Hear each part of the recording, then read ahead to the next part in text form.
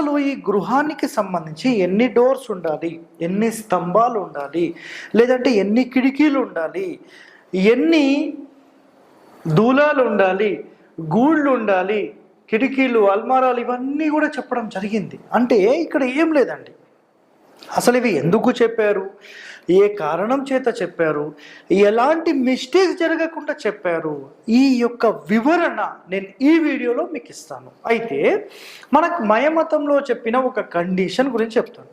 ఒక స్థలం అనుకుందాం, ఇదంతా కూడా ఆ స్థలంలో మనం ఒక ఇల్లు కడతాం కదా, ఒక ఇల్లు కడతాం, ఇక్కడ ఒక డోర్ పెట్టాం, ఇక్కడ ఒక డోర్ పెట్టాం. సో ఎన్ని ఉన్నాయి, 2 ఉన్నాయి, రైట్, ఓకే. ఇది 1 అనుకుందాం, ఇది 2 అనుకుందాం. ఇది మరి సరైనదా? 100% ఇది రాంగ్ డోర్స్, రాంగ్ డోర్స్ ఇవి. ఒకటి గుర్తుపెట్టుకోండి, అసలు డోర్లు ఎలా పెట్టాలనేది నేను మళ్ళీ ఎక్స్ప్లెయిన్ చేస్తానండి మీకు, అది ఇష్యూ లేదు.